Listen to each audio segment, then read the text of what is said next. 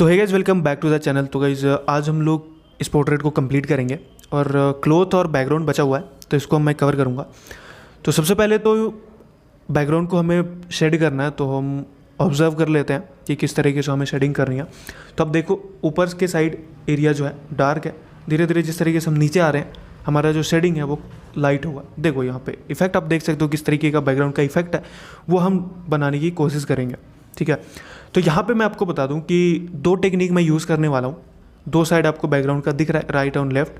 तो दोनों साइड में अलग अलग टेक्निक यूज़ करूँगा और ऐसा नहीं है कि दो ही टेक्निक है बैकग्राउंड शेड करने के, बहुत सारे टेक्निक है और कोई फिक्स नहीं है कि यही टेक्निक ये टेक्निक सही है, ये टेक्निक गलत है, ऐसा कुछ भी नहीं है।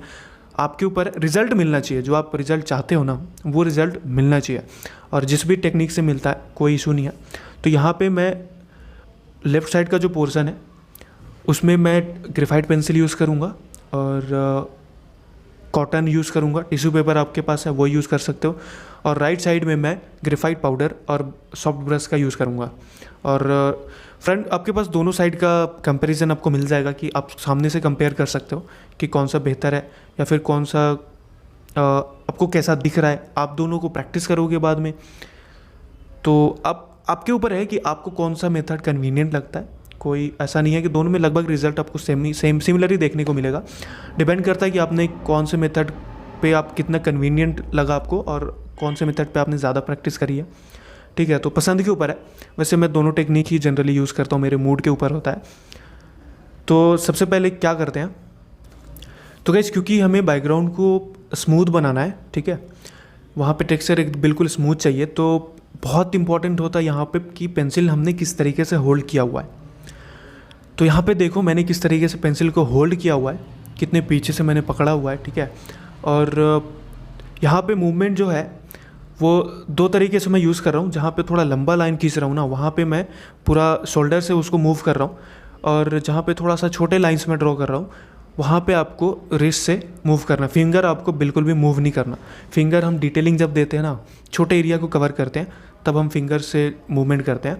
यहाँ पे आपको रिस्ट या फिर शोल्डर से अपने हैंड को मतलब मूव करना है सेट करने के लिए इस तरीके से। और प्रेशर तो आपको बिल्कुल भी नहीं लगाना। जिस तरीके से पेंसिल को आपने वहाँ पे रखा ड्राइंग शीट के ऊपर, जितना प्रेशर वो खुद अपना वेट के हिसाब से वो प्रेशर लग रहा है, बस उतना ही लगाना है। अगर आपने एक्स्ट्रा प्रेशर लगा दिया वहाँ पे दाग हो जाएगा, लाइंस बन जाएंगी, उसको आप मिक्सअप नहीं कर पाओगे, ब्लेंड अच्छे से नहीं हो पाएगा। तो फिलहाल मैं इस बेस लेयर में मैं बिल्कुल ऐसा वेरिएशन हमें नहीं देना है, ज़रूरत नहीं है। अगले लेयर में हम वेरिएशन प्रोवाइड करना स्टार्ट करेंगे। डार्क एंड शेड और डार्क एंड लाइट को हम अच्छे तरीके से मिक्स करेंगे, जो जिस तरीके का हमें शेडिंग चाहिए।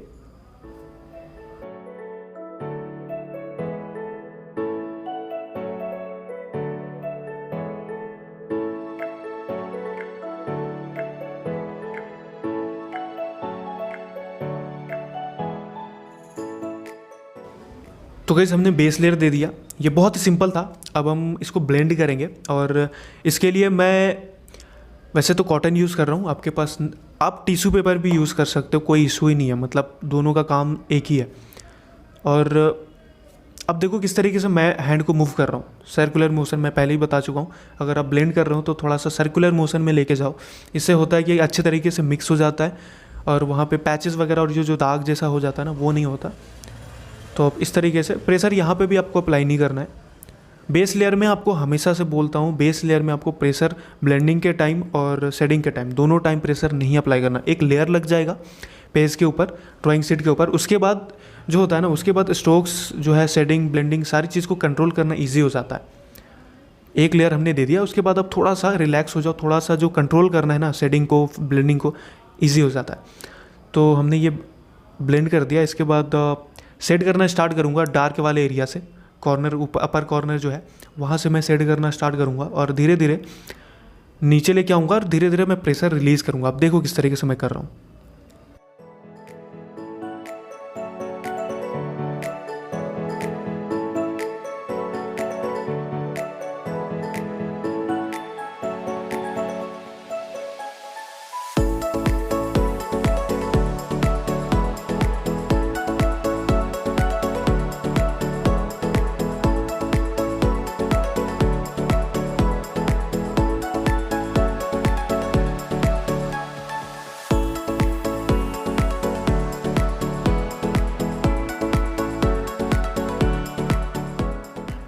तो यार देखो, इस तरीके का अगर आप स्मूथ शेडिंग कर रहे हो ना, तो यहाँ पे आपको जो पेंसिल पे कंट्रोल रखना है और पेंसिल के जो प्रेशर पे कंट्रोल बहुत ज़रूरी है।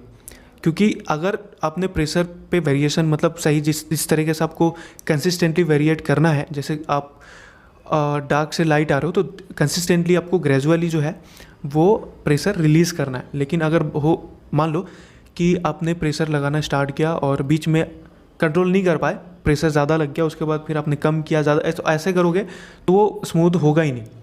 ठीक है, एक और चीज़ मैं यहाँ पे बता दूँ मैं क्या कर रहा हूँ कि सबसे पहले तो एक लेयर दी जिससे मैंने धीरे धीरे प्रेशर रिलीज़ किया, तो एक और लेयर चढ़ गया। उसके बाद क्या करूँगा, जो एरिया मुझे डार्क चाहिए वहाँ पे और भी लेयर ऐड करूँगा। आपको एकदम से डार्क नहीं जाना है, जितना लेयर ऐड करोगे ब्लेंड करोगे वैसे ही आपका आगे का जो शेडिंग है, जो ब्लेंडिंग आप कर रहे हो, जो रिजल्ट है वो स्मूथ होता जाएगा। तो गाइस यहाँ पे अगली लेयर के लिए मैं 6B पेंसिल यूज़ कर रहा हूँ।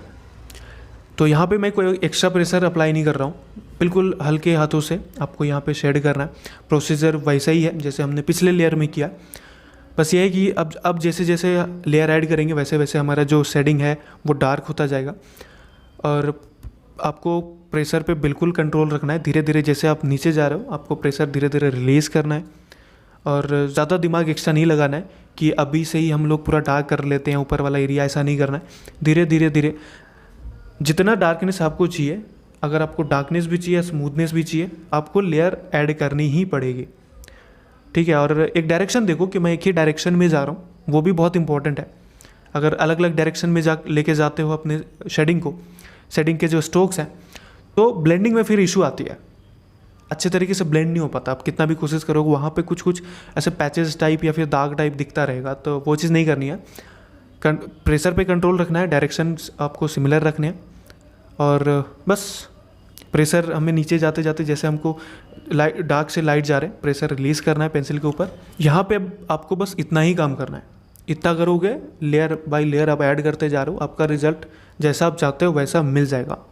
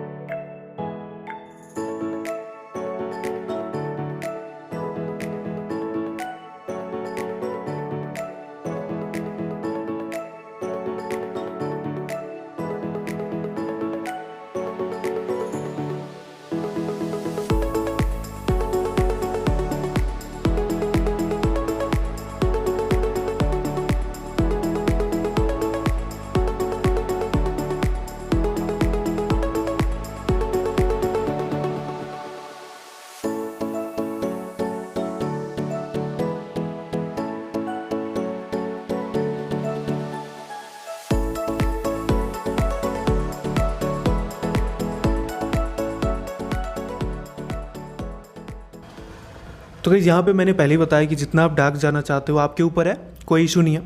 बस आपको जितना ज़्यादा डार्क जाना चाहते हो उतना ज़्यादा लेयर ऐड करना पड़ेगा, उतने अच्छे तरीके से आपको ब्लेंड करना है। मैं यहाँ पे यहीं पे छोड़ रहा हूँ, मुझे ये इनफ लग रहा है।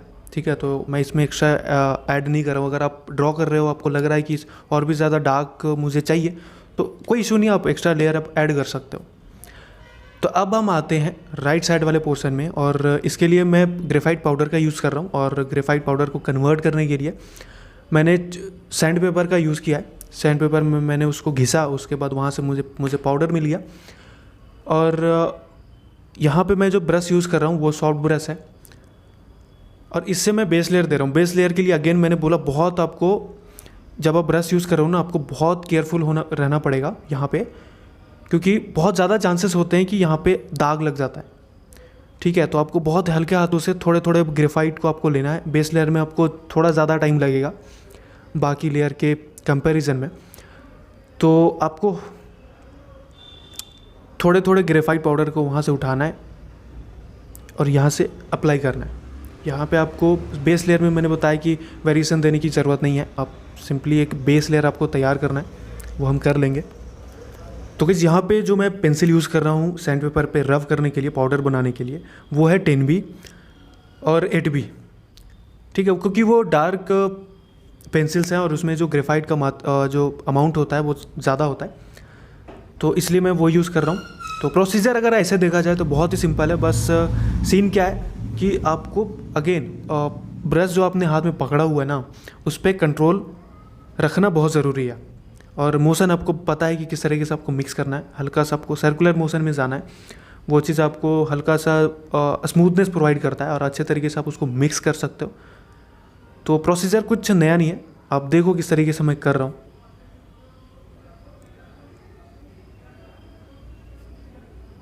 और एक और चीज़ कि ये प्रोसेस ना थोड़ा सा लेंदी है। अगर आप बिल्कुल स्मूथ बैकग्राउंड चाहिए तो थोड़ा सा टाइम टेकिंग प्रोसेस है, क्योंकि अच्छे तरीके से मिक्स करने में थोड़ा सा एक्स्ट्रा टाइम लगता है। एक बार अगर एक ही बार में आपने ज़्यादा पाउडर उठा लिया तो वहाँ पे दाग भी लग सकता है और स्मूथनेस तो बिल्कुल ही चली जाएगी। तो थोड़ा सा टाइम देना है, लेयर बाय लेयर यहाँ पे ऐड करना है, और जैसे जैसे आप नीचे आ रहे हो ग्रेफाइट का अमाउंट आपको कम रखना है। ओके, तो अब हम सेट करेंगे क्लॉथ को, और यहाँ पे मैं पहले डार्क वाले एरिया को जो कंप्लीट बिल्कुल ब्लैक है उसको मैं मार्क कर लेता हूँ। उसके बाद मैं यहाँ पे उस पे वहाँ पे चारकोल स्टिक से मैं ब्लैक कर लेता हूँ। और यहाँ पे एक्चुअली सीन क्या हुआ था कि मेरा कैमरा जो था वो बंद हो गया था। तो वैसे ये प्रोसीजर मैं समझा चुका हूँ आपको, जब हम बियर्ड और हेयर ड्रॉ कर रहे थे, शेड कर रहे थे, तो मैं बता चुका था, तो कोई नया प्रोसेस नहीं था। तो उसके बाद मैं कॉर्नर्स पे ये सॉफ्ट पेंसिल यूज़ कर रहा हूँ, चारकोल वाली, और जहाँ पे और ज़्यादा डिटेल ऐड करना है तो वहाँ पे मैं हार्ड वाली भी यूज़ कर लूँगा। तो इस तरीके से हमने यूज़ कर लिया। उसके बाद जो सबसे इम्पॉर्टेंट पार्ट आता है वो है क्लॉथ का टेक्सचर। बहुत लोग मुझसे पूछते हैं कि क्लॉथ को किस तरीके से ड्रॉ करना है, क्लॉथ का टेक्सचर किस तरीके से ड्रॉ करना है। तो इसके पीछे का मैं एक कॉन्सेप्ट बताता हूँ आपको।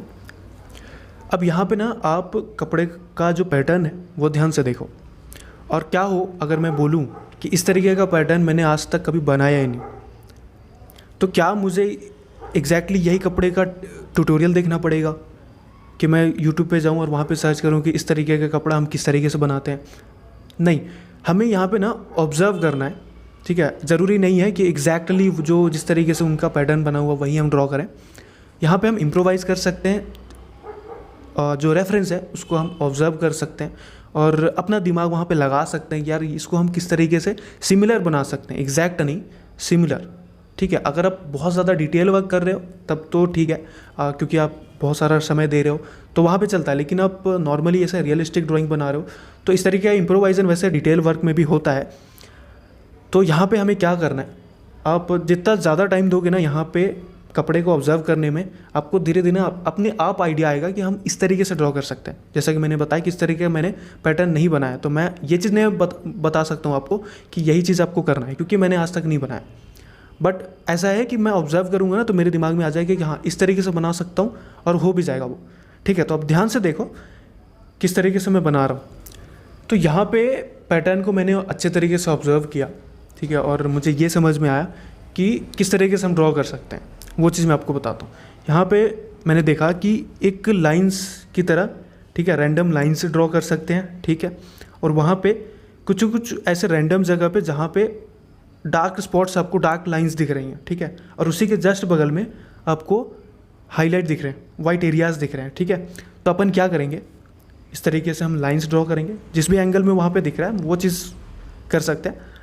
उस एंगल में हमने लाइन ड्रॉ करना है, रैंडम लाइन, ठीक है, जिस पे वेरिएशन हो सकता है डार्कनेस का। यहाँ पे स्ट्रोक्स पे कंट्रोल रखने की ज़रूरत नहीं है, आप सामने देख ही रहोगे इस तरीके से मैं ड्रॉ कर रहा हूँ, सिंपली एकदम बिल्कुल सिंपल सा कॉन्सेप्ट है। उसके बाद हम क्या करेंगे, ये करने के बाद जहाँ पे हमें डार्क एरियाज़ दिख रहे हैं वहाँ पे हम गेस करेंगे कि हाँ ये इस जगह पे हम कर सकते हैं, वो एरिया को हम डार्क कर लेंगे। उसके बाद उसके बगल आसपास के एरिया को हम हाईलाइट करेंगे, ठीक है।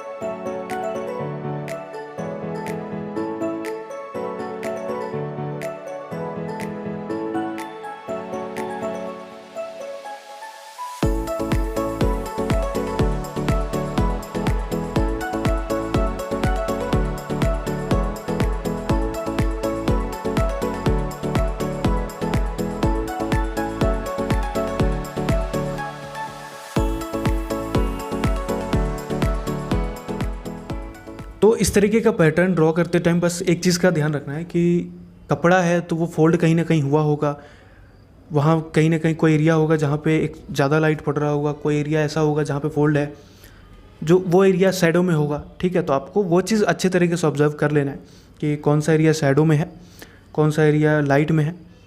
ठीक है, और जो एरिया शैडो में है वहाँ पे आप डार्क शेड करो, ऑब्जर्व करोगे आप रेफरेंस में देखो, आपको पता चल जाएगा कि किस जगह को किस तरीके से हमें डार्क करना है, कहाँ पे थोड़ा सा डार्कनेस कम करना है, मिड टोन रखना है, और कहाँ पे हमें हाईलाइट करना है। ठीक है, तो आप यहाँ पे ऑब्जर्व करो, देखो कि किस तरीके से मैं बना रहा हूँ, किस तरीके से मैंने शैडो वाले एरिया को थोड़ा सा डार्क रखा है, जहाँ पे हाईलाइट वाला एरिया है वहाँ पे मैंने हाईलाइट रखा है। बाकी कुछ नहीं है, बस इतना ही कॉन्सेप्ट है इसमें।